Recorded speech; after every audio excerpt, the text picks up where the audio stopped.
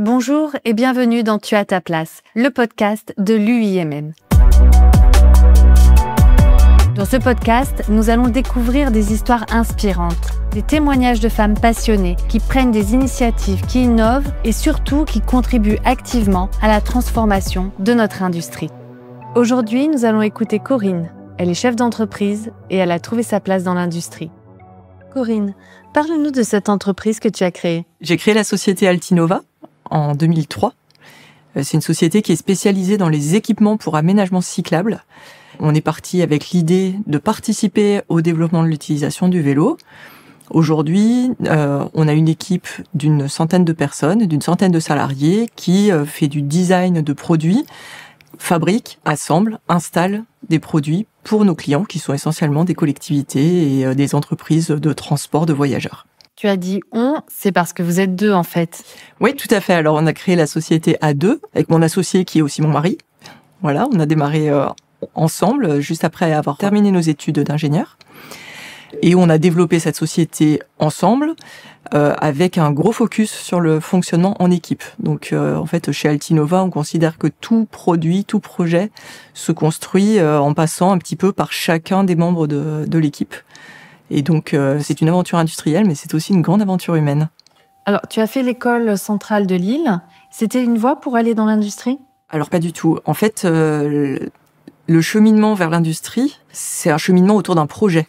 Le projet, à la base, c'est développer des équipements et accompagner le développement de l'utilisation du vélo. Dans notre projet, depuis le premier jour, on a vraiment cette volonté de réfléchir éco-conception, de réfléchir circuit court, fabrication locale, etc. Et donc, plutôt que d'essayer d'aller sourcer à bas prix sur des destinations lointaines, ce qui aurait pu être une décision stratégique, nous, notre choix, ça a été d'industrialiser, donc de créer une usine sur notre territoire, de créer des emplois et de développer une usine de fabrication d'abris à vélo et de stationnement vélo. Est-ce que dans ta promo, il y avait beaucoup de filles ? À l'école centrale, non, il y avait, je dirais peut-être 20% de filles dans la promo. Et est-ce qu'elles sont nombreuses au final à avoir choisi l'industrie, ou tu es plutôt une des rares à avoir fait ce choix-là ? Finalement, les trajectoires, elles sont assez diverses. Je suis pas du tout la seule à avoir fait le choix de l'industrie, et même au contraire, c'est très intéressant de voir que dans nos camarades de promo, il y a énormément de femmes qui sont très très épanouies dans les métiers de l'industrie. Oui, et pourtant les talents féminins sont encore trop peu dans le secteur. Tout à fait.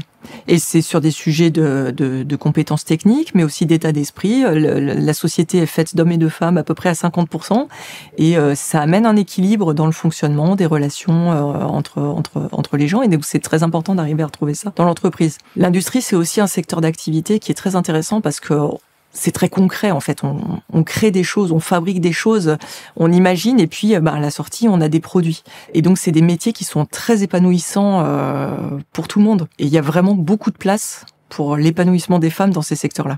Alors, pourquoi, d'après toi, pourquoi il y a peu de candidatures ? Je pense qu'on a peu de candidatures féminines parce que les filles sont souvent un peu sous-représentées dans les filières scientifiques ou techniques.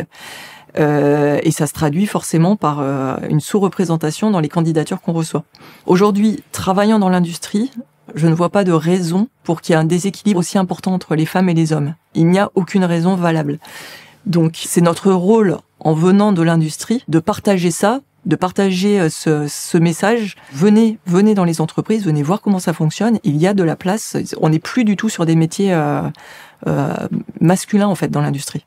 Tu penses qu'il y a des préjugés comme ça, qui persistent et qui expliquent pourquoi il y a moins de talents féminins dans l'industrie ? Je pense qu'il y a effectivement des préjugés qui persistent. Ça commence dès les phases d'études, en fait, où les jeunes filles vont moins facilement vers des métiers techniques et technologiques, scientifiques. Et puis, ça se retrouve tout au long de leur carrière, tout au long de la carrière professionnelle. Alors, c'est très important aujourd'hui, déjà, de faire un travail de fond auprès des jeunes étudiantes. Mais je dis jeunes étudiantes parce que c'est un travail qu'il faut entamer dès le collège, dès le lycée, pour amener vers ces filières-là. Et puis, je pense que peut-être que l'industrie fait un petit peu peur, parce que parfois on a une image un petit peu ancienne, en fait, de l'industrie, alors qu'aujourd'hui, l'industrie, elle s'est révolutionnée. On est dans des environnements propres, on est dans des environnements technologiques, on est dans des environnements qui sont en lien avec toutes les tendances d'intelligence artificielle, etc. C'est des métiers qui sont extrêmement intéressants et épanouissants pour les femmes. D'après toi, quels sont les atouts de l'industrie justement pour attirer les jeunes? L'industrie, c'est pas des métiers abstraits, hein, c'est des choses extrêmement concrètes. Hein. Souvent, on a de la matière qui rentre d'un côté, des produits qui sortent de l'autre. C'est des thématiques qui sont très intéressantes, extrêmement concrètes en fait pour les jeunes, et c'est très épanouissant en fait de participer à ces projets où on est créateur de quelque chose, quoi.